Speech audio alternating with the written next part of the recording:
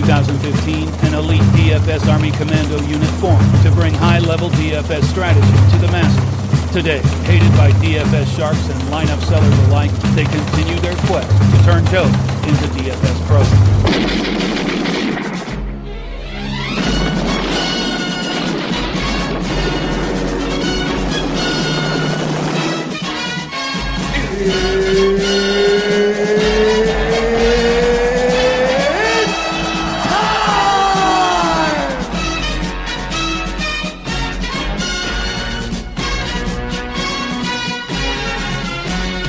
Alright, welcome to the Taco Tuesday PGA DFS podcast presented by DFSArmy.com. If you like what you hear on the podcast and you want to subscribe, come check us out at DFSArmy.com. Use promo code TACO at sign up and gain access to our all-new research station, which has been revamped for this season, and it looks quite excellent early on. And I'll be referencing these statistics as I go through the pod this week. Mostly I've just added long-term sort of metrics, so now you can see like how many times or how often a player makes the top 5, top 10, top 20, top 30 in the field, and I made sure those were all only from events with a full field. But it gives you a really good idea of how good of a player that is over long term. It's nice having them overlaid all together so you can kind of see where someone finishes in the field usually, and also the new field rank metric. That'll also tell you where a person usually ends up in the field, so you can see how close to first place or last place or the cut line they're at on any given week.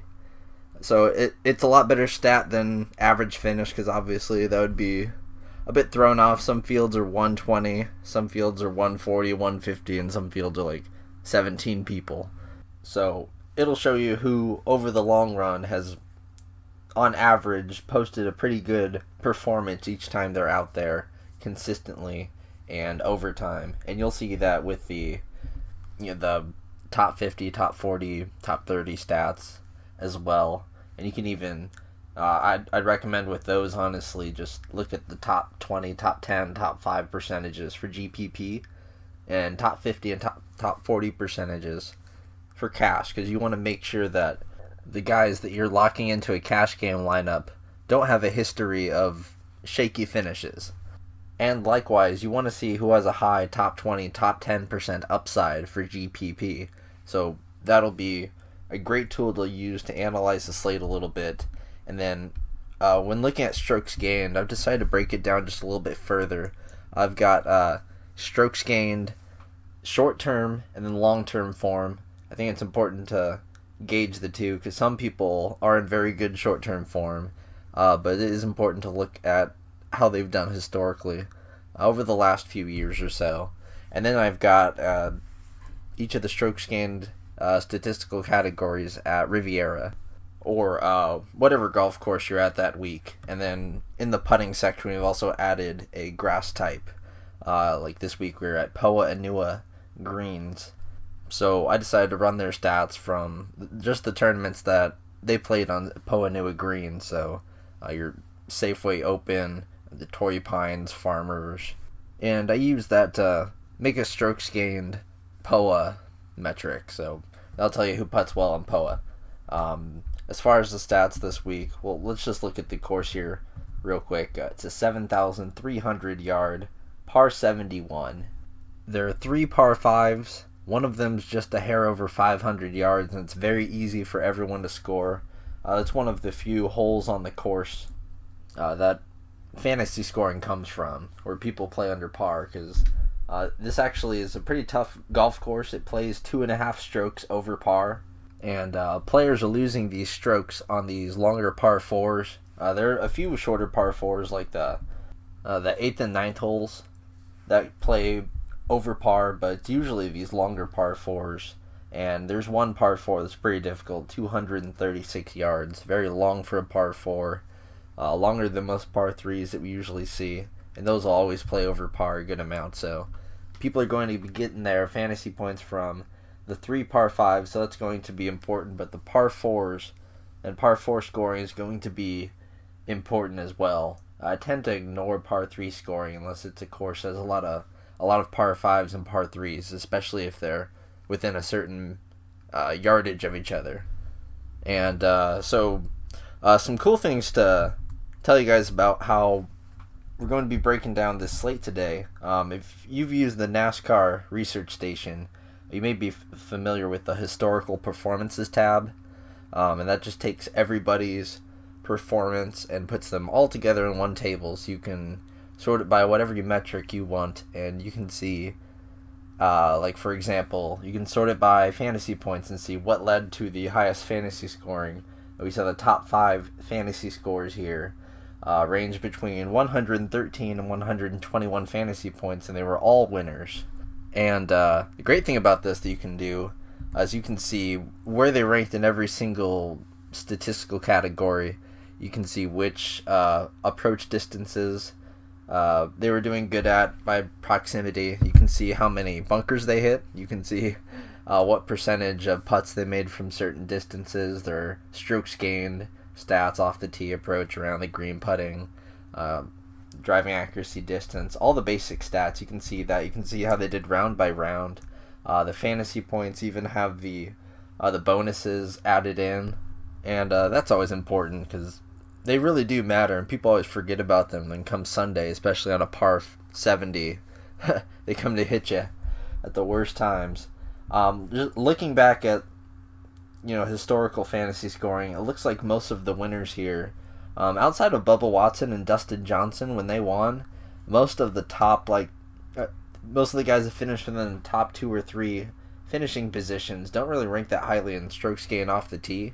But it looks like strokes gained, approach, and putting are the stats that these top 500 fantasy point scoring players tend to rank overwhelmingly positive on. So it's really nice to be able to break down all of the good performers from the past and see what it was they did that made them score so many fantasy points. Another thing this data is great for is showing you the power of an eagle on DraftKings. You can see that there were guys that finished in the top 10 that got outscored by a guy that finished 22nd just based on him hitting 3 eagles. Charlie Hoffman got 4 eagles last year, and he was actually outscored by the guys around him because he only scored 8 birdies. The guys around him were scoring like 17 or 20 birdies. It's really nice to see the tourneys out in front of you this way. We don't really get to see this outside of looking at the final scores at the end of the week, and by then we're usually either distracted with other sports on a Sunday or look forward to next week and the next tournament. So it's nice to be able to recap it like this. Then we've got scoring by statistic. I don't know if I'll keep it like this, but this is just something, messing around with a bunch of this new stuff. And what these little tables show is, say someone finishes with a driving distance between, say, 300 and 310 yards. Well, it shows you like an average of everybody that's finished this tournament, average within 300 and 310 yards, and it shows their average finish and average fantasy points. And we can look at all the different numbers where people finished at, look at their average fantasy points and average finish, and try to see how landing on different statistical measures affect your scoring and affect your fantasy scoring. Because there are some things that are really thought-provoking and make a lot of sense, and then some other things just show a bit of noise, and it kind of shows that stat doesn't really matter. If you look at the driving distance thing, guys that average over 310 yards, we had over 50 guys finish like that. Your Dustin Johnson types, Tony Finau's. They averaged a finish of 61, which is pretty good in a 140-person field. But as far as fantasy scoring went, they averaged 43 fantasy points. Compare that to the group that averaged between 300 and 310 yards. They had a similar average finish with 55, but averaged 51 fantasy points. And as you go further down the list from there, you actually get lower in average finish and average fantasy points every time you get lower in driving distance. So it suggests that distance is a little bit more important than accuracy this week. When we look at driving accuracy, we see all of the top tier driving accuracy guys, 70 to 80%. Those are usually going to be your old scrubs hitting like 250 yards. So their average finish is pretty poor. But it looks like there are like two main groups here. Your group that don't care about hitting the fairway and hit it like 55 to 60% of the fairways that do pretty well. And then your very good guys, your 70 to 75%. Those are the two groups that pop out. I basically just suggest that driving accuracy doesn't matter a whole bunch. It's not really clear. Like if you look at a really clear example, like strokes gained putting, it's just dead. Like if you average above like 1 strokes gained putting, you do extremely well. You average 21 finishing position, 21st. It's very good. 74.9 fantasy points. That is just excellent. And if you're -1 strokes gained putting for the week, you average a finish of 65th with 44 fantasy points. That's not great. And it's just straight green to red. And as we go through the weeks, you'll see how they change from course to course. You get an idea of what the normal is, or maybe I'll include the tour average as well to kind of get a sense of how you're usually supposed to score in these situations. But I don't know, there are a whole bunch of new things to come here in the Army with the research station, trying to whittle down, see what the most predictive stats are. So it's not too much of an information overload, but it's gonna be really clean, really nice. But we need to get through this field here. It's a really strong field. We've got Tiger Woods making his second start of the season. Last time we saw him, he did very well over at Torrey Pines. Had a top 25 finish over there. Looked very nice. Did not look injured at all.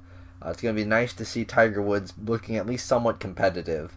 Still overpriced, but we will get to him. We have to talk about the guy here, one of the many horses for the course, Dustin Johnson. 4 straight top 4 finishes at this event, including a 5-stroke win last year. He's going to be the chalk, despite his price tag of $11,900 on DraftKings and $12,900 on FanDuel. Right now we have his ownership pegged at over 30%. He is going to be even higher when you get into the cash games. When you get into your single entry tournaments, you are going to see him pushing 40-50% perhaps. He is the chalk here, coming off a dominating second place finish last week at the Pebble Beach. If you look at our fantasy points per hole statistics, you can see that he leads the field by far in fantasy points per hole, especially at par 5s. At par 5s, he's averaging almost the score of a birdie every hole, while everyone else is just barely averaging 2. He's averaging 2.5. There's just a big difference between him and the field. He is a scoring machine. Just lock him in cash games if you're playing weekend. Honestly, at this point, with Dustin Johnson, you're really going to want to go by the fantasy points per hole. And I also have fantasy points per hole at Riviera as well. And obviously he's going to check both the boxes there. But you're going to want to find guys that, especially in GPP, you want to find the high scoring upside guys, especially with your par 5 and your par 4 scoring. So those numbers are going to be important. Dustin Johnson, you want to play him as much as possible unless you are fading him in GPP. That's pretty much the play there with him. If you want to go field average and you don't really have a take on him, just want to kind of go, with the field on it, like I like to do sometimes, then you can just run him field average at about 30 to 35%. And right underneath Dustin Johnson there, Jordan Spieth at 11,300. Not looking too hot lately. Not looking like the dominating Spieth that would always be competing for a top 5 pretty much every week. He finished T20 last week at Pebble Beach. That's all right. It was really quiet. Had that missed cut at the Waste Management. He overcame a missed cut at this event last year. He missed the cut pretty horribly. Finished 120th in 2016. But he was able to bounce back at this tournament. Post a top 25 finish. And, Spieth is kind of in an interesting spot right now because for the longest of time he was a cash game play. And now that he's kind of, the chalk has moved off of him and onto Dustin Johnson, who was like the GPP god. They've kind of like traded spots in a little bit. He really ranks highly in stuff like greens and regulation percentage and, approach numbers, although his have actually kind of calmed down recently. But still, he's been posting like birdie or better percentage, stats like that. His numbers have been quite excellent. but the finishes have been quite underwhelming, and there are several options here, and everyone's going to want to go to Dustin Johnson. So, really, if you want to play him, it's going to be in GPP, and his scoring just isn't really that great compared to guys like Justin Thomas and Paul Casey and Phil Mickelson around him. Even Rory seems to have a little bit more upside than Spieth this week. I mean, he could finish top 3. He could finish top 3 anywhere he plays at. But I don't know. Right now, it doesn't feel like a course where he can excel all that much. He could, but I don't really feel it this week with Spieth, and I don't think a lot of other people will either. His ownership is going to be half of DJ's, if that. So that's going to be where you want to play him, is in GPP for ownership, like specifically. Rory McIlroy at 11,100, coming off of a missed cut, is going to be pretty low owned, and it's basically the same analysis there. Very long off the tee, very, very long. Longer than Dustin Johnson actually on the year, 317 yards off the tee, and gaining strokes off the tee is what he does. He's a really solid GPP play.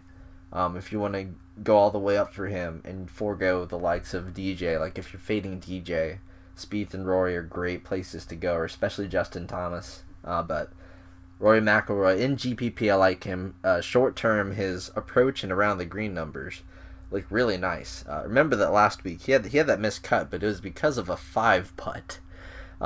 His strokes gained numbers last week were astronomical outside of that awful 5-putt, and he's had no real. His driving accuracy has been kind of piss poor, like really bad recently, and that's kind of taken his off the tee numbers down a little bit as well. But at this course, it doesn't really matter quite as much. You see a lot of people missing the fairway anyway. I think Rory can excel in that. His round the green game is excellent right now, better than any of the other studs. When looking at the short-term numbers, and long-term, they're about average. Spieth is a little bit better than all the other studs, but Rory looks solid. Approach game looks solid. Just makes for a really nice contrarian GPP play. I also like Justin Thomas for the same reason. 7 wins over the last 2 years. Him and Dustin Johnson are kind of on an island by themselves up there with all of those wins. Spieth has 5, then after that, I think like Day has like 3 or 4, and those are all of your like big multi-time winners here. So Justin Thomas, he can win a tournament out of freaking anywhere.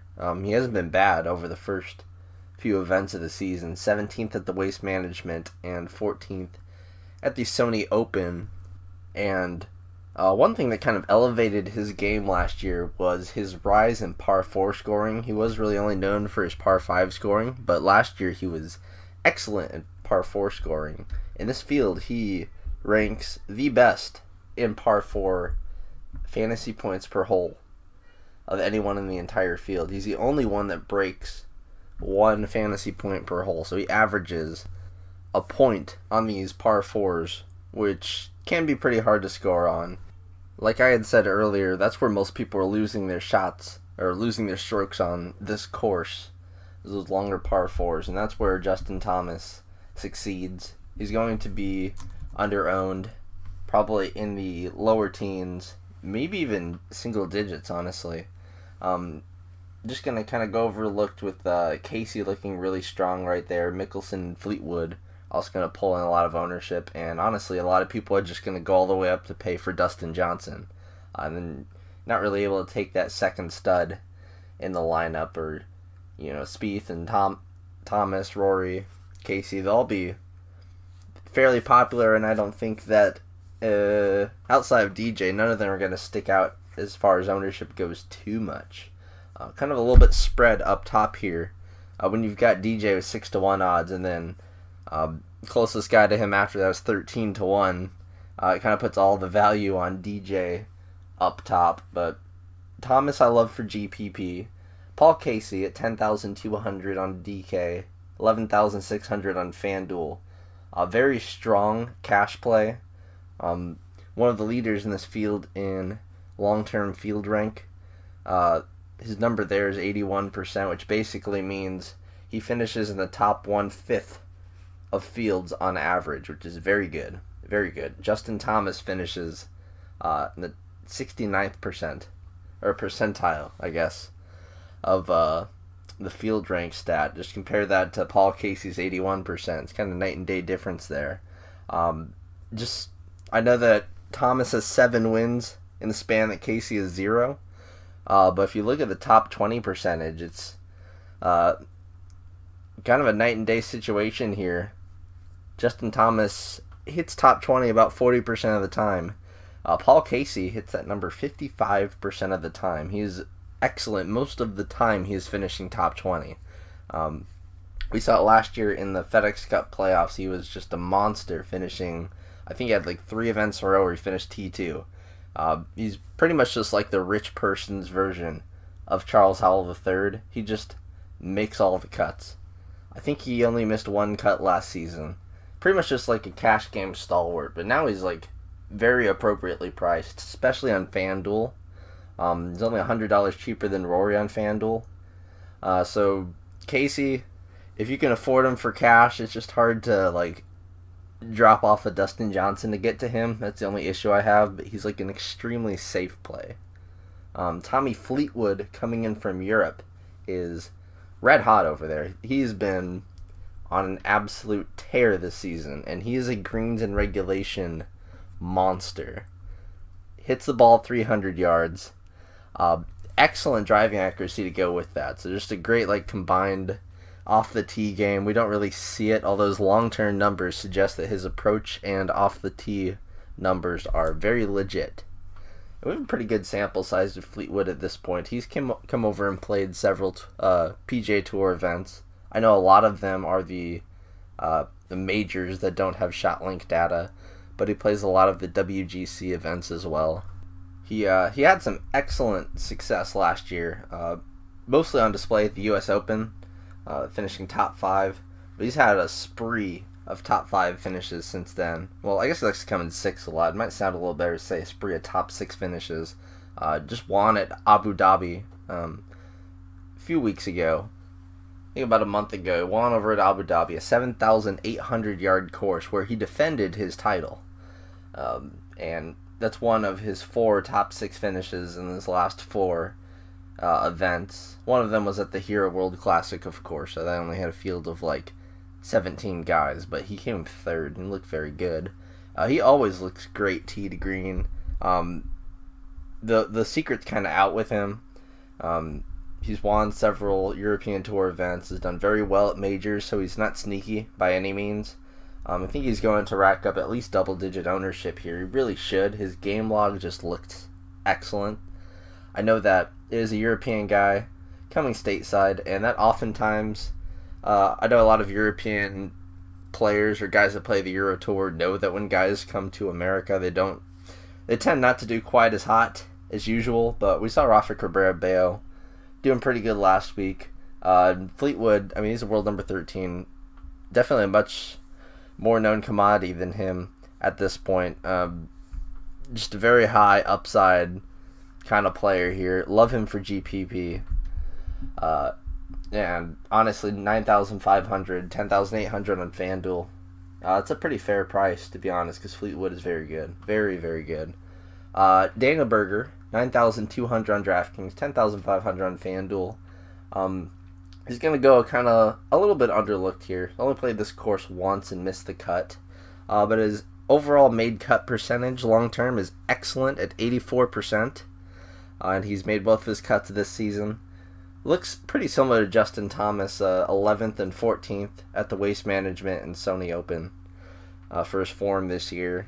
He does have a couple of wins. He's won at the FedEx St. Jude Classic 2 years in a row. I do believe. I'm 99% sure about that. I might double check that. Yeah, he's won 2 years in a row. And I think overall he has 3 wins in his career. I think he's going to go very overlooked. He might reach single digits in ownership, and there's not really much of a reason for that. It's just that everyone's either going to go all the way up or they're going to just blast this like lower 8K range. I think this $9,000 range. I know it's in a bit of a salary island here because you have just Grace at 9,000, Berger at 9,200, Fleetwood 9,500, Mickelson 9,900. God, I forgot to talk about Mickelson. How did I skip past him? I'll talk about him after Berger here. I'm sorry, guys, but essentially with Berger, I really do like him in GPP. Good par 4 and 5 scorer. And he's been gaining a lot of strokes off of the tee recently. So going back to Phil Mickelson here, very, very hot right now. 2 top 5 finishes in a row. Just looked amazing last week. Just looked spectacular. Finishing second at Pebble Beach, a tournament he's always had success at. Going to another tournament that he's always had success at. This West Coast swing is just where you play Phil, really. 9,900. He's going to get chalky, I think, because, again, on quite the salary island. No one for $3, or no one for $300 above him, and no one for $400 underneath him. Ownership's going to be in the 20s. Phil, fan favorite. West Coast, fan favorite. As far as fantasy points per hole goes, he is elite tier.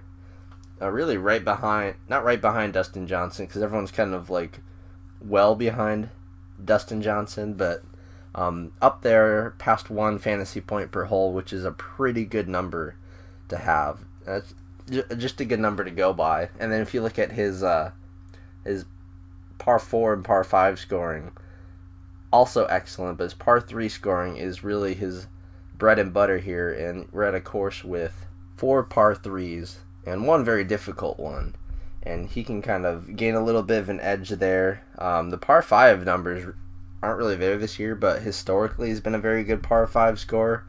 I've said recently to play Mickelson in the weekend, but I think you just want to play Mickelson now at this point.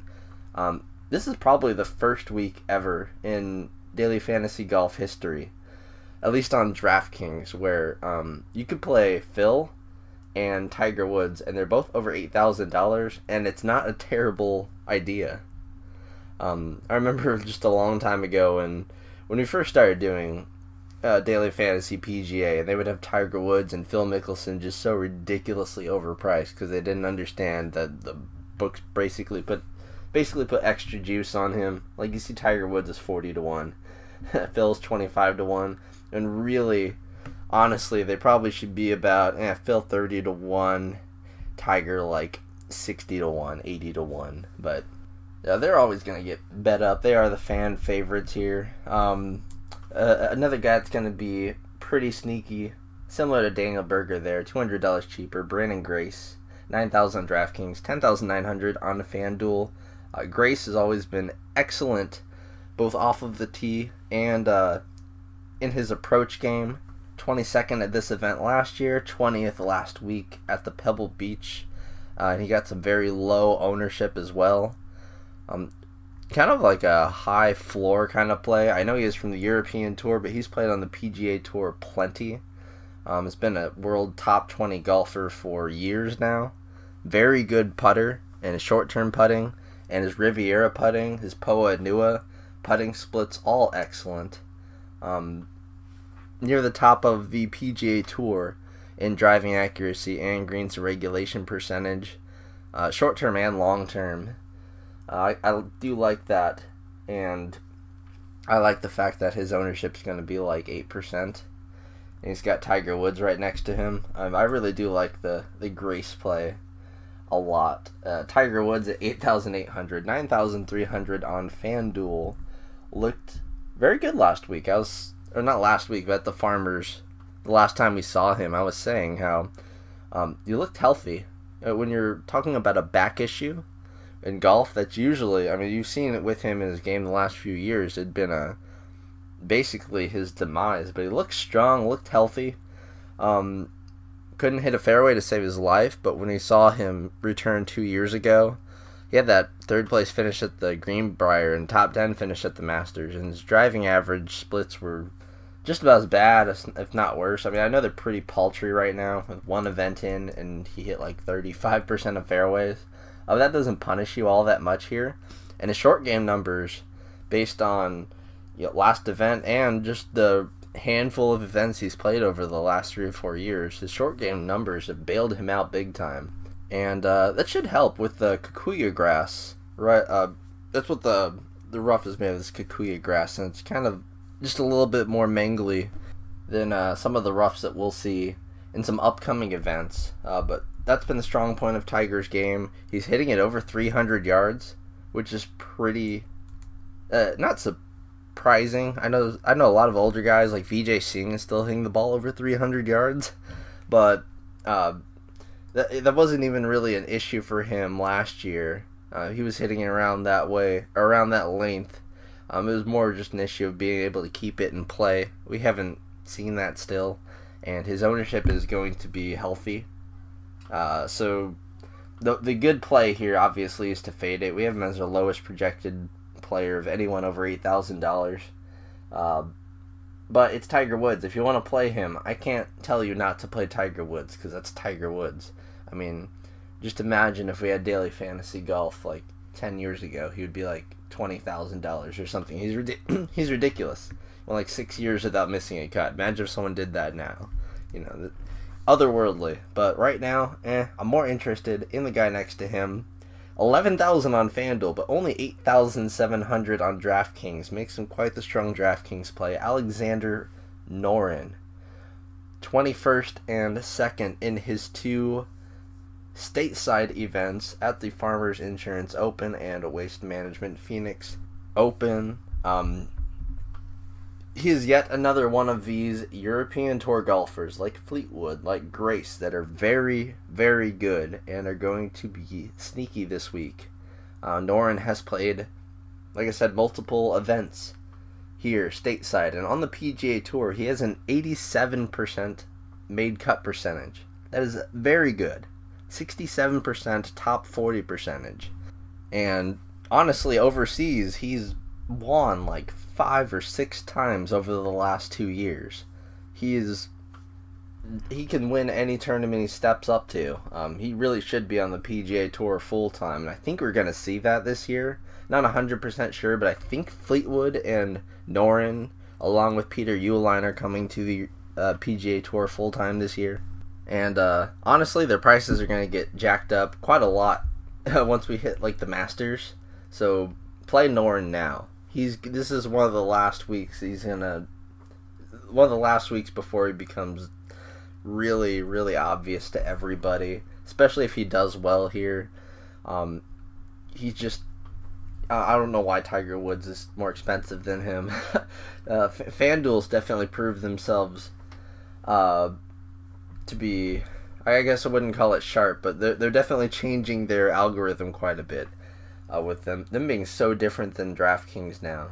I know that the numbers obviously are a little bit skewed with their $60,000 salary cap compared to DraftKings $50,000 salary caps, but some guys are just completely off. We can see that on full display there with Woods and Noren, $100 difference on DraftKings, but over a $3,000 difference on FanDuel. Moving on to Pat Perez, he still has not missed a cut this year, and his long-term made cut percentage is 71%, which is incredible if you think about the fact that 2 years ago he missed like 11 cuts in a row. So he has been just a cash monster the last year or so, like the last 1 year since switching equipment over to PGX. He has been a cash monster, so play him there. Or really the next 3 guys, there's just this island of super chalk cash value. Pat Perez, Mark Leishman, 8,500, Matt Kuchar, 8,400. Kuchar just playing cash every week. It doesn't really take a whole lot to break him down. He's going to make the cut most of the time. 38% of the time he finishes top 10. Just think about that. That is over a sample size of 54 tournaments with him. Just incredible. 38% of the time he finishes top 10. That is nuts. 54% of the time, top 20. 68% of the time, top 30. Numbers are excellent. In cash, you want to lock that in. Mark Leishman, his field rank and made cut percentage are about very similar to Kuchar here. He has more winning upside, obviously. 2 wins. Kuchar hasn't won since 2016. and we've seen him in his short, medium-term form has been just excellent, absolutely excellent. Looking at it like short term, like week to week, his approach game is kind of escaping him, honestly, and the same thing could be said about Kuchar, but their short games are so good, just kind of makes up for it. And like I mentioned just a little bit earlier, this lower $8,000 range is going to be abused by a lot of people. Perez, Leishman, Kuchar, all very good value. You've got Xander Schauffele at $8,300, multiple winner last year. Just only made 68% of cuts, 59% field rank is not hot. Kind of really hit or miss with Xander. I know that his ownership is probably going to be so low that it makes him a very good play, gaining a lot of strokes off the tee. His approach game's improved over his long-term approach game numbers. He's just, I don't know, it's hard to play him optimally straight up over a guy like Kuchar or Leishman, Pat Perez, but in tournaments I'm all about him and Tony Finau $100 cheaper, coming off of a miscut. These are some very good GPP plays. And you're finally going to see Finau, now that his 20 made cut streak has been broken. We saw that with him like 3 years ago, 2.5 years ago about, where Finau had this incredible made cut streak, and once he busted it, he just started missing cuts left and right. He's missed cuts left and right at this event, so optimally he's a fade, but if you like playing Finau and you want him at the lowest ownership ever, I mean, he's just coming off of one miscut by one stroke. I mean, he finished 73rd, and he would have made the cut last week if it wasn't for that top 60 in ties special rule. So again, another reason why the course history and recent form on the research station for us DFS Army members is freaking awesome, because I really like the upgrade from the just putting MC for miscut on guys to being able to break down these exact numbers. Like you can see, for example, Matt Kuchar has made 6 of 7 cuts here, 1 miscut, and if we didn't have these numbers up here, it would just seem like a whatever miscut, but it was actually a pretty horrible miscut in 2014. Finished 132nd. So it's nice to be able to see who finished 132nd and who just finished 71st. That's going to be key throughout the season. Just think, if a guy misses the cut by a stroke, he's going to be a strong play that next week, because people see miscut and they're like, nope. They absolutely hate playing guys off of a miscut. Just watch it with Finau this week.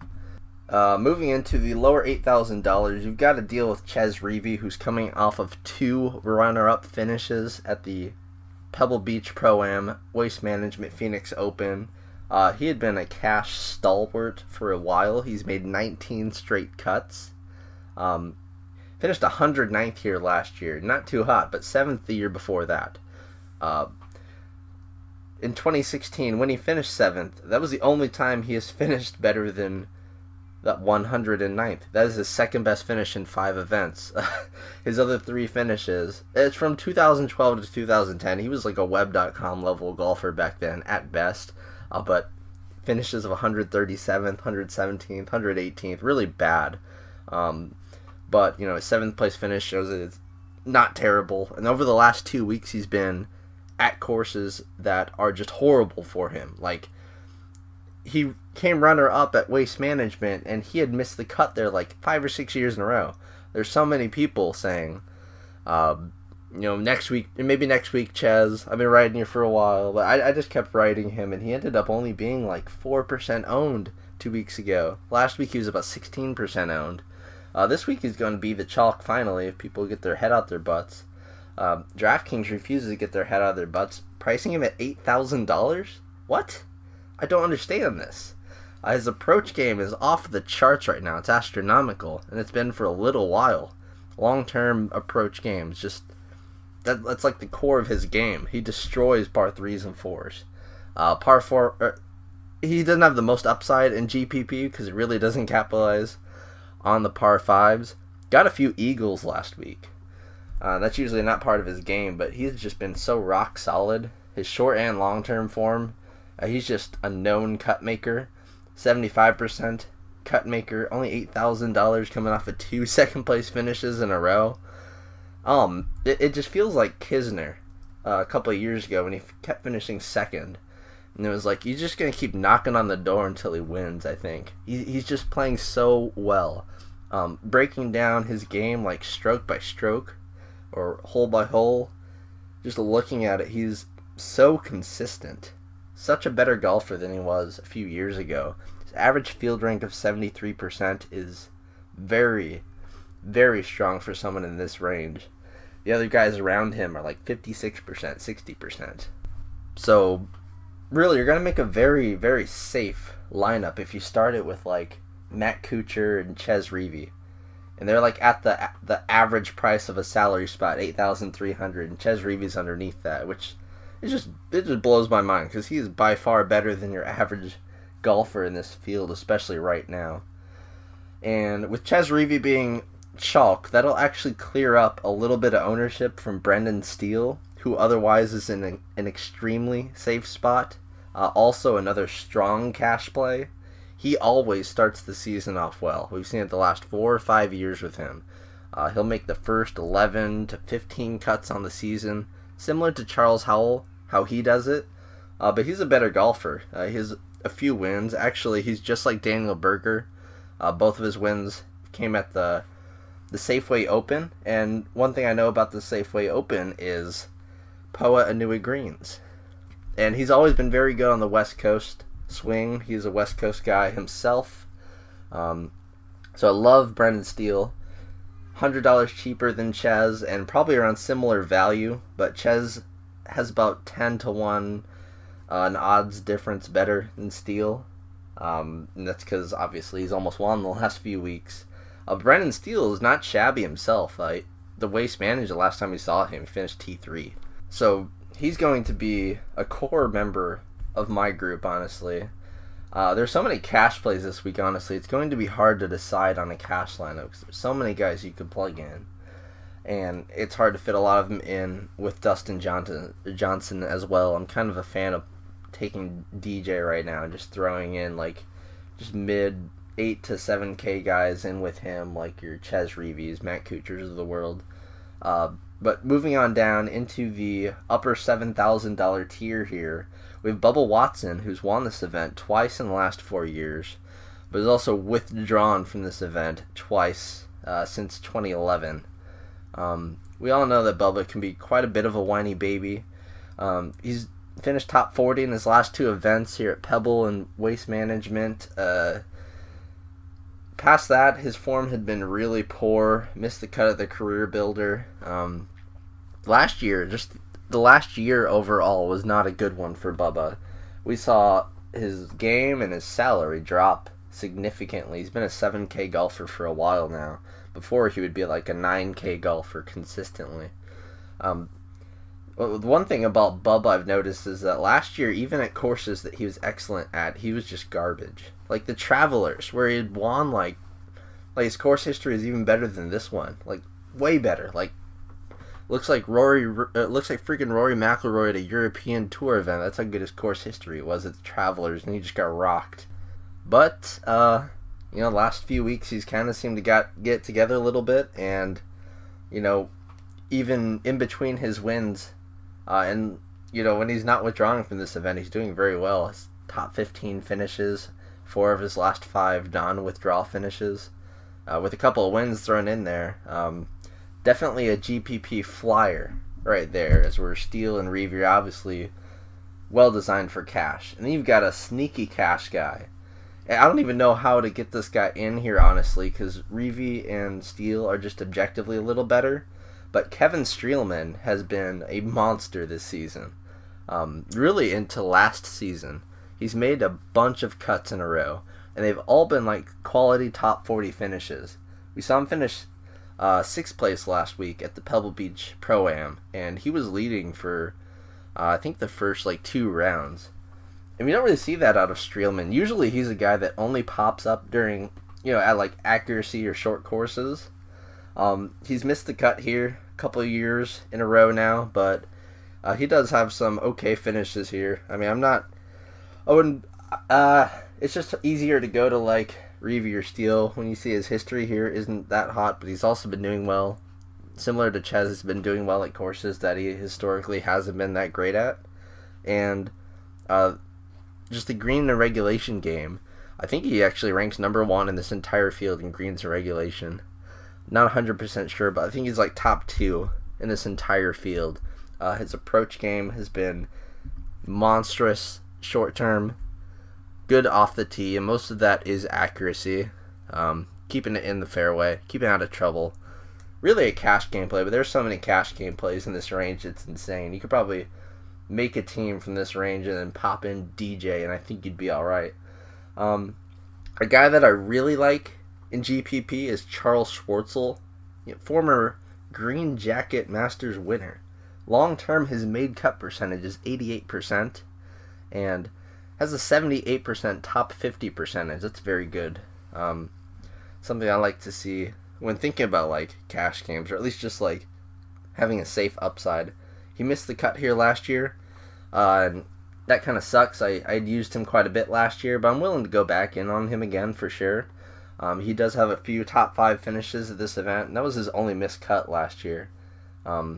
He's been on the European tour a little bit more, but really hasn't been playing quite as much. He's never been like one to have a full schedule, but Schwartzel doesn't miss cuts historically, and he's also had an extremely good long-term approach game.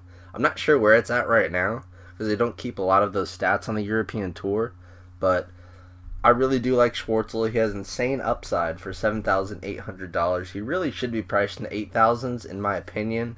Of course, a lot of the pricing on this entire slate is really soft, so he's going to kind of get lost in the mix here, especially with some of the guys I'm about to mention here in the $7,700 range, which we'll get into now. Kevin Chappell. I love this play so much, and this is a guy that's always... I'd never really focus on Kevin Chappell too much. He always just kind of goes underlooked, and I just keep thinking that to myself this week. I'm like, wait, why am I like dismissing Kevin Chappell? Why am I not so huge on him? I guess historically I've thought of him as like a GPP only kind of guy, but recently his numbers have been just insane. Long term, his long-term strokes gained approach numbers are just great, but this year they've been on another level. He ranks... outside of Alexander Noren, who only has 2 events of data to really work with here, he is number 2 in the field in strokes gained approach short term. In his 3 finishes this year, he has 2 top 10 finishes and a 31st at the Waste Management Open. Just really I think he's going to go underlooked. I don't really see him getting past like 20% ownership, because Thomas Pieters is a little bit better than him for the same price as far as odds goes, and he finished 2nd last year. And I think more people are going to play Pieters than Chappell. You've also got Rafa Cabrera-Bello at the same price. We saw him 29% owned last week, up to 35% owned, depending on what tournament you're looking at.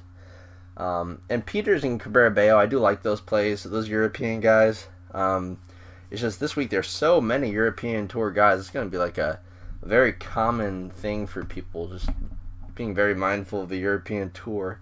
An event like this, I think Kevin Chappell is the way to go here. I kind of really like him a lot, because I don't think people are even like...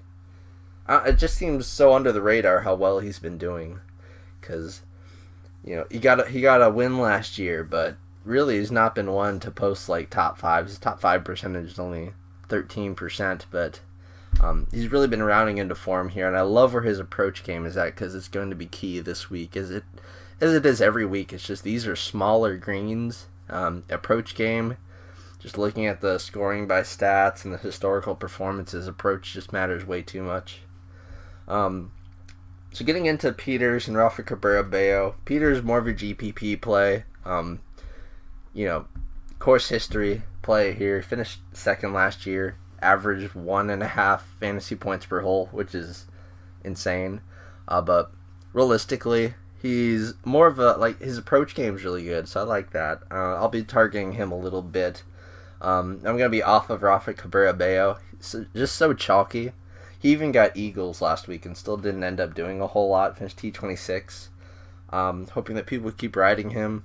Knowing that he got Eagles last week and whatnot. Put a pretty good score. Was very popular, but I think that he could take a bit of a step back here. Maybe, or hopefully. I don't know. I just don't want to play a whole lot of him because I really do like Kevin Chappell a lot at the same price. And Thomas Peters. And then for $100 cheaper, you've got like the chalk play that you have to worry about as well as a few other good plays. Let's get into it here. This $7,600 range. Patrick Cantlay. What? Why is Patrick Cantlay $7,600? DraftKings, what have you done? His long-term made cut percentage. 18 events played now since last year. His made cut percentage, 100%. Still has yet to miss a cut since coming back to the PGA Tour. His top 50%, 94%. Like, these are in full fields, too. Like, he doesn't even come close to the cut line. Last week, we saw him with the lead. Ended up hitting in the water and never really recovered there, but still, I mean, he was just locked onto the top 5 for the most part of the week. Ended up finishing 35th. Walked it back quite a bit on Sunday, honestly, but he's just a really safe cash play because he never flirts with the miscut line. Now I do know that he has missed the cut here twice. It's the only concern I have. 2013 and 2012. That was pre-injury Patrick Cantlay. And back then his name was kind of true because the way that he would describe his game is like, I can't lay shit. I don't know, that was a terrible joke, but never mind me. Just know that Patrick Cantlay in cash is going to be super chalk. I don't know what he did to deserve such a big price drop compared to some of the other guys that played last week, because he wasn't terrible. I mean, he was great, Thursday and Friday, just not the best weekend warrior. Still, doesn't make any sense for him to be this cheap. Bo Hostler also at $7,700. He was priced up like crazy last week, which kind of got his name out there initially, and he continued his pretty good start to the year. He's had 4 straight really good finishes. Top 20 finishes at the Career Builder Classic and the Waste Management Phoenix Open. And he makes a really good pivot off of Patrick Cantlay. Just know, you guys should be figuring this out. I know last week a lot of, like Austin Cook last week, for example. You're going to see a lot of these rookies look like really strong plays, and you're going to want to play them in cash and go heavy on them in GPP. But don't do that. They're rookies.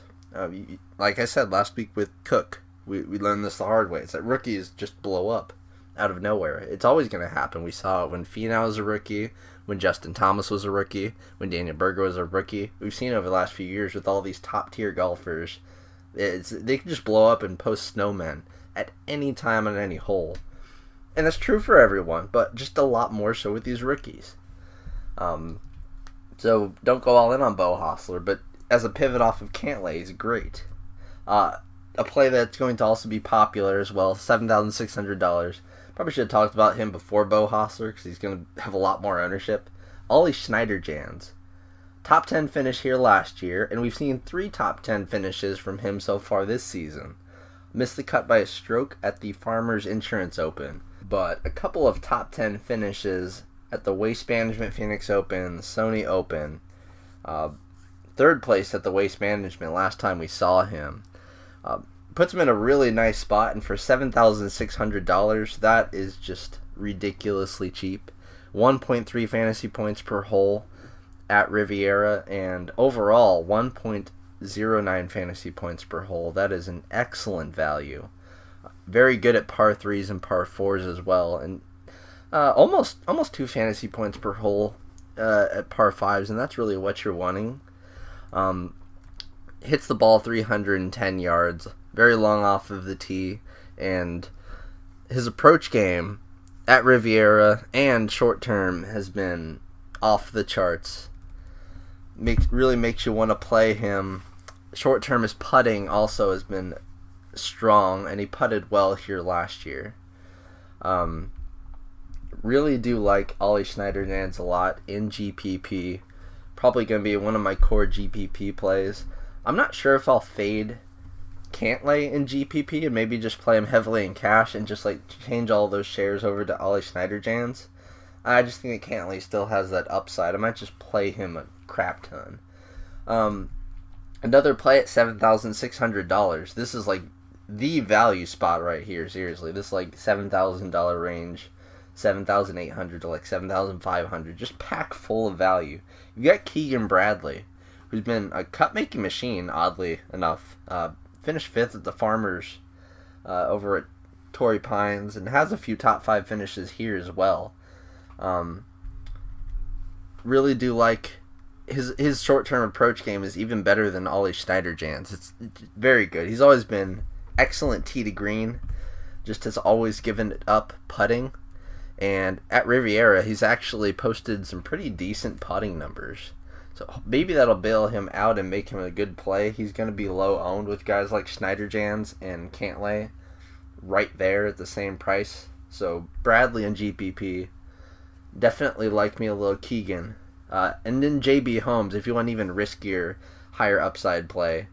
He also has a few very good finishes here. 3 top 12 finishes in the last decade for him here at Riviera Country Club. We saw him finish 4th place at the Farmers. Kind of a course history course for him. Has missed 2 cuts since, but the last missed cut was by a stroke at Pebble Beach. Like I said, just a raw GPP play here. Jason Kokrak, starting off the $7,500 range. He's going to be almost like a cash value. He's been, all 4 of his starts so far have been quality. He's played 4 of the 5 events to start the year, made the cut in every one of them. Top 10 at Career Builder. Long term, his made cut percentage isn't, doesn't really fly off the page. I mean, 67% is, it makes a third of his cut, or make 2/3 of his cuts. That's all right, but short term form has just been very strong at this course. 22nd, 2nd, and 41st in his last 3 years here. Really just has been gaining strokes everywhere outside of scrambling. And I guess outside of putting, never been that hot of a putter, but very long off the tee with some accuracy as well. We've seen his strokes gained off the tee numbers look very strong this year. And last week, Kokrak is a little bit better of a play. Like, he's someone to target on the game draft, honestly. He's not a hot name, and if you're going like deeper, you're playing like an 8-person draft. Kokrak's really nice to sneak in at the end there, or after a few rounds. Very nice value guy. I don't know. Also might even be a little bit better on FanDuel, where he's $9,100. Very affordable over there. And then the other $7,500 play I wanted to talk about was Martin Keimer from the European Tour, but we do know him from he was a former world number 1. Has won multiple majors. Used to play on the PGA Tour. Quite a bit, actually. We do see him over here a lot. His long-term made cut percentage is 95%. And that's not even counting his European Tour numbers, which are even better than that. He is a monster. He tends to play like... I'm going to have to look into this a little bit. I'm going to pause this podcast. I'm going to look up his last several finishes that aren't majors, like, in America. Give me 0 seconds. And my 0 seconds are up already. And I can tell you that he actually has not been playing PGA Tour events outside of majors, really. Last year we saw him at the Open Championship. Of course, he made the cut, U.S. Open, top 40 there as well.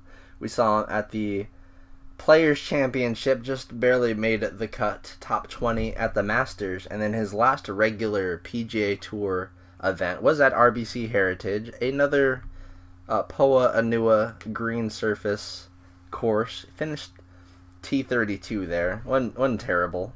We also saw him at the Arnold Palmer, finishing T23. The Honda Classic last year, finishing T4. it goes on farther than that. He really does play in the European Tour a lot, and he always makes the cut. Not always, 100% of the time. He did miss the cut at the BMW PGA Championship, which is a pretty strong field event there overseas, but he's a cut-making monster. No one is going to own him. I don't know if he has like top 10 upside, really, and honestly, it's not hard to find cash game plays, guys who will just make the cut like Cantlay, but the Keimer can win out of nowhere. It has been a little while. He doesn't have any wins in the last few years, but this is a guy that won the U.S. Open pretty much out of nowhere and won by 8 strokes. Just a very good golfer. Definitely someone to keep an eye on and play in GPP, especially if you're going to stick around stateside over the next few weeks. Need to get moving a little bit here. Going into this lower $7,000 range, one name sticks out, like someone took that hammer. What was that? This is such a dumb allegory I'm going to go here, but I feel like saying, what's that one giant hammer that is it's like the key part of one of those like old musicals or the classics. There's like this famous like hammer strike. It looks like someone from the orchestra just took that giant hammer and just smashed it down on the slate. And sorry for being loud there, but why on earth is Adam Scott $7,400? Can I just I know he missed the cut last week, but can I just go all in here? Like $7,400 for Adam Scott? For the freaking Masters winner? I know that Charles Schwartzel was underrated, and I guess he deserves it, but Jesus Christ, Adam Scott at $7,400. One miscut? That's his only miscut in the last 2 or 3 years. And he's going to go down to $7,400. He's $10,700 on FanDuel. The difference is night and day. His last 4 events here, 11th, 2nd, and those were over the last 2 years. Then back in 2013, 2012, he finished 10th and 17th. If one miscut is going to sway off the play at Adam Scott, I don't know what to tell you. Off the tee, he's a monster. He has the most picture-perfect drive in history. Honestly, every time I've heard this from so many people. If you want to know what a good-looking golf shot looks like, just look up Adam Scott. His approach game, he led the PGA Tour in approach 3 years in a row. His short-term approach game, of course, from 2 weeks last week, just off the charts. As it always is. He's the best in the field at long-term approach numbers. At Riviera, his approach numbers also just excellent. I can't recommend this play enough, honestly. I guess you have to keep in GPP because there's so many more obvious cash plays, but man, I really like Adam Scott at $7,400. And then a very nice play for FanDuel. $7,400 on DraftKings as well, but compared to Adam Scott's $10,700, this guy's $7,900. So this is a great example of how the pricing can be so different on these sites. Scott Stallings has kind of low-key finished top 25 in his last few events played, and he's $7,900 on FanDuel. That's almost near the minimum. Moving on down here, Luke List has been popping a little bit. His last few finishes, T26, T12. Of course, that was coming after some horrible miscuts. So GPP only with him. He's a super bomber. Can definitely post you some eagles, but yeah, that's just a long shot GPP play here. I would love Charlie Hoffman at $7,400, pretty similar to Adam Scott if it weren't for the fact that he withdrew last week with a back injury in round 3. It was after he made the cut too, or not after. My bad. It was a 3-round cut last week, but he wasn't doing bad. He was actually in a very good spot and was in a few of my really nice GPP lineups and just completely ruined them. So, thanks, Charlie. I can't get too mad at you because you've won me thousands and thousands of dollars over the years. But, I'll have to wait for you. I'm just going to hold you off to the Masters. Not the Masters. I'll wait till next week. If you do well here, I'll just go back to playing you. We just can't really... I don't really want to trust a guy who just withdrew mid-round. Back injuries I just don't like to mess with. No. I'm sorry about that. It was not a back injury with Charlie Hoffman. It was he said it was a shoulder injury. He might have just got pissed off and quit, honestly. So, we'll see. But he finished 4th at this event last year. If I hear news that he's feeling good, I'll play him. I just want to kind of know that ahead of time. Going into the low $7,000 range here, Charles Howell III is god-awful at this event. He had missed last year. This is where like you faded him instantly. And we had been doing this for a few years, honestly, because CH3 always makes the first 10 cuts of the season or outside of this event. Like he always starts 13 for 14, 14 for 15 on the he always misses the cut here. He'd missed the cut here 9 years in a row, but had to ruin it all last year.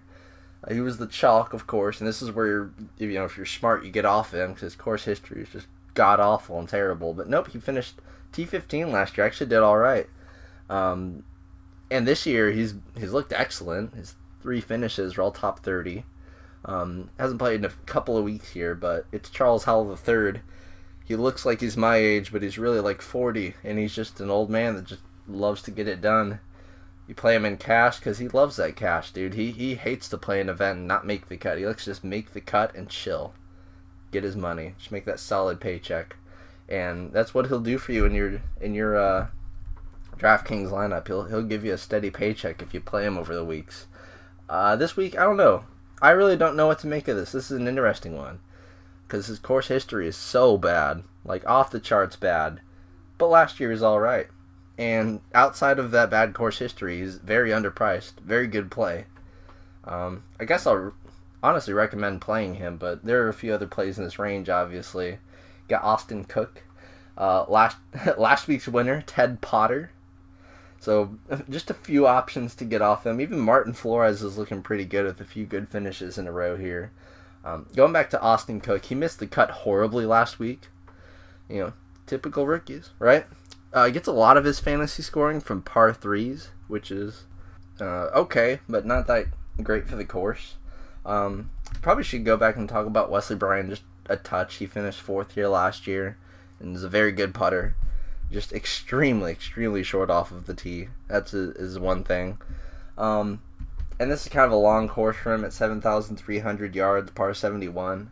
So I'm not really feeling, outside of one guy in particular, I'm not really feeling the dinker and dunker guys. But of course, we haven't even gotten to some guys like Jim Furyk, Brian Gabe, a certain Asian guy that we'll get to. But going right along down here to the $7,200 cash pocket, 3 very good plays stick out here. Maybe 4 and maybe 5, but I know there are at least 3. Francisco Molinari, Hao Tong Lee, and Jonathan Vegas. And Molinari, cash game play, has had a very good strokes gained off the tee and strokes gained approach game historically. His off the tee numbers, of course, are all due to his lights out driving accuracy. If you look at the numbers for this year, actually, in his 2 events played, Waste Management and Farmers, his driving accuracy has been 58%, which isn't really like him at all. Kind of makes me question him a little bit. I feel like he should have finished a little bit better than around the 40s, because he's a very, very good golfer, but still just so underpriced.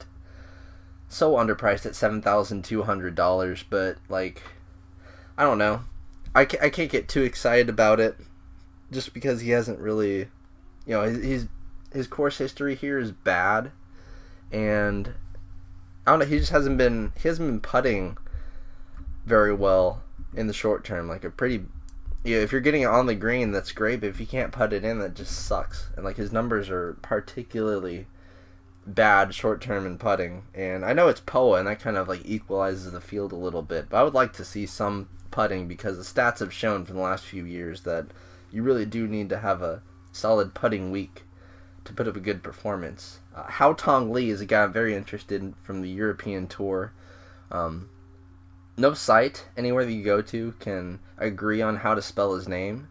So whether it's Hao Tong or Lee Hao Tong or Hao Tong, that are Hao and then Tong, or Hao Tong is one word, or Hao dash Tong, who knows. But this kind of, I've always liked him and Byung-Hung An, especially on the European Tour, because I'm Asian, so I can say this, but people don't like to play guys with Asian names, especially if they're like really confusing or they're like backwards on different sites or whatever. And Lee never gets much ownership at all, but he sticks out if you're looking at odds to pricing. He's even better than Molinari in the spot, better than Vegas. Right there with Jimmy Walker. We'll get to him. Like I said, maybe there are 4 plays here, but Walker... I'll finish talking about Vegas here first. Finished 15th last year. Had a great finish to the Career Builder, then missed the cut by a stroke at the Farmers Insurance Open Torrey Pines. His field rank, not great because he does like to finish. He does like to have some very piss-poor finishes or finishes at the bottom of the field, but his long-term made cut percentage is 75%. So, like, these stats are just really nice at showing you who's a GPP and who is a cash option, because you can see that, you know, a 60% top 50% for Vegas is horrible. That's really bad, but he also has 2 wins and like a 11% top 5 percentage, which is pretty good compared to all the guys around his range. You just gotta put things into perspective like that. One other play I will touch on here, at $7,200, and he finished 15th last week out of nowhere after missing the first 4 cuts on the season. Rounding into form at the right time is Sang Moon Bae, one of a couple of Asian guys I'm going to be getting into this week. His 3 finishes here historically have been T8, T12, and T8. He loves this course. This is his second best course. I can't remember which course it was that he has won at multiple times and will really be going in on. I'm only going to play just like 1 or 2 lineups with Bay, just in case. Maybe if I go super deep with somebody on draft, I'll pull out the Bay card, and he'll be my Bay. But my real Bay is a little bit further down in this field. We will get to him. But Sang Moon is just kind of like a course history long shotter here. Back from the Army. I don't know, maybe he's feeling his reunification squad or something. I don't know. I actually don't know any of the geopolitical consequences of Korea's recent actions, but I do know that Sang Moon Bae is back from mandatory service in the Korean Army, which I do believe Siwoo Kim has to go to Sim. So, lose 1 Kim, get our Bae back. He's actually someone you rostered quite a bit way back in like 2015 PGA DFS, because he was actually a good golfer. He just hadn't golfed in years. Average field rank of 40%. But anyway, I've spent too much time on him. I need to go to some guys here that are getting a little bit older and kind of questionable. We really need to talk about here in the $7,200 range, and they all kind of play. They play kind of similarly here. Brian Gay and Jim Furyk, some names that really stick out to me here. Gay has 2 top 10 finishes in a row, and his career's kind of done a real turnaround over the last year. But his odds to pricing don't really put him into the same projection level as a Lee or Molinari, Vegas. But Gay still someone to consider, because that short term form is real, and his putting stats also just very real. Also very good in his approach stats and his fantasy scoring per hole. He's over 1 fantasy point per hole. So Brian Gay and GPP, you're gonna get him at like 3% owned and could have very, very high upside. Jimmy Walker, not sure about him. Top 10 finish last week, and he has several top 10 finishes here. Very good course history overall, but you can't be sure about Walker. 46% average field rank. It's so bad. So bad. 12% top 10 percentage from a guy that won the PGA Championship. I mean, that's just been so bad. We did see him top 10 last week, so I don't know. There's just so many plays to play from this range. At $7,100, there are a few very excellent plays. James Hahn has made every cut. 5 for 5 in cuts on the year, and most of them have been top 25 finishes. We know he was second at the Sony Open, but he also finished T11 at the Waste Management. No one realized it. T26 last week. He's been on fire. He won this event in 2015. His strokes gained approach game. This sounds a little bit like a tongue twister there, but his strokes gained approach game is good, man. It's quite Gucci, man, if you don't mind me being ridiculous. Hahn is interesting. Looking at him long term, it paints such a story. So Hahn won an event a couple years ago, I think it was last year actually, on the heels of 8 missed cuts in a row. And then once he won that event, he like barely made the cut, but just made the cut for like 12 events in a row. He's so ridiculously streaky, and it goes back like years. Right now he's just on a streak where he's making every cut. Kind of reminds you of how Danny Lee is, because his ups are up and his downs are just so down. But right now he's playing the golf of his life, and he's one of our top ranked values at $7,100. You can finally play him in cash. I don't think I've ever played James Hahn in cash in my life before, but he might finally be safe enough to the point where you can play him in cash. Like I said, he's a former winner here. 3 top 30 finishes in his last 4 years at this event. Then you've got Cameron Smith, who had his first non-top 20 finish of the year in like 5 or 6 events at the Waste Management Phoenix Open. We finished T48. Probably enough for everyone to forget about him. I'm sure if you sort it by DraftKings points that he'll still probably pop up quite a bit because of his finishes are just crazy. But his statistics are finally coming back down to earth a little bit, but still he's been all over the place, just going crazy with these finishes. And we're well over an hour here, so I gotta kind of just slide down through the bottom of this field. And really, once you get to the lower part, there aren't many plays that stick out, but it's about time that I mention my boy. This would be the 4th year in a row that I go all in on KJ Choi. So far, it's been an excellent strategy. Last year I was not sure about it. I really didn't want to, but I ended up doing it anyway because I owed him so much for the year before he finished 5th. And then he ended up finishing T17 despite the fact that he had come in on the heels of 8 missed cuts. A la James Hahn, just without the winning it part, but still. KJ Choi, here's the official stat. This is the best way to word his course history here because it's so good. The Nissan Open, which is what most of the times he's played this tournament, it's been the Nissan Open. For the Nissan Open, he has made the cut 17 out of 17 times. One of those times, it was his 2nd time ever playing the event. He finished T65. Past that, his worst finish is T33.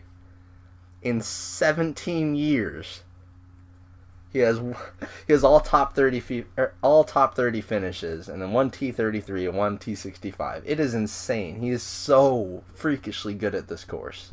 And I remember very specifically that last year he was 2% owned.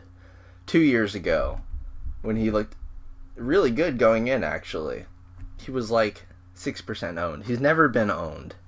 And he honestly he's only made 3 out of 7 cuts on DraftKings, it looks like. He finished T26 last week at Pebble Beach, though, and that's a lot better than last year, where you had to roster him with 8 straight cuts coming in. It's a lot more comfortable with Choi. He is the course horse. This is actually one of the strongest cases of course horserism that there is. One of the strongest cases for course horse history as a metric. A few other guys here at $7,000. It's kind of an empty range, but Scott Brown, 2nd last year at this event, and then Sung Kang, 22nd and 8th at this event last year. Although it's notable that his game's in the toilet right now.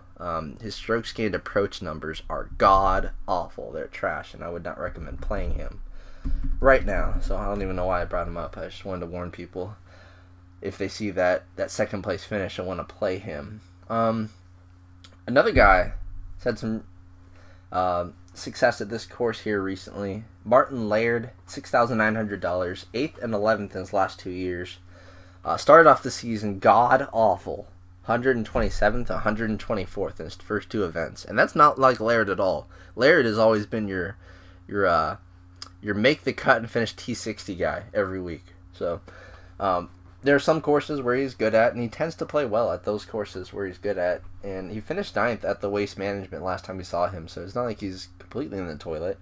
His stats are still okay. I don't like his short-term numbers, but of course a lot of them are going to look bad from those, first few events. But I guess he was all right enough at the Waste Management where I could put a sprinkle on him, I guess. At $6,900, the options are kind of shaky. Ryan Moore might look good with his course history and stuff, but don't play him right now.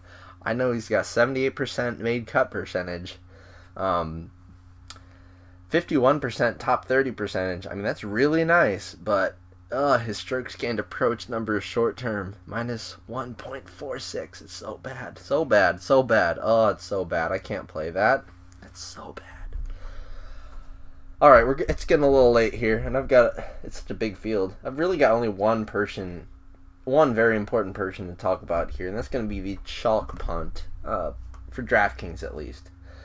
I don't know why they priced him the way that they did. It's so bad, but Brandon Harkins, $6,800, fresh off of a top 15 finish, of which he has 3 in the last 4 weeks.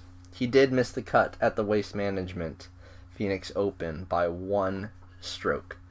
But if you look at his long-term form, and I know you can't get a ton from that, but really it's just his swing season mixed with his recent form.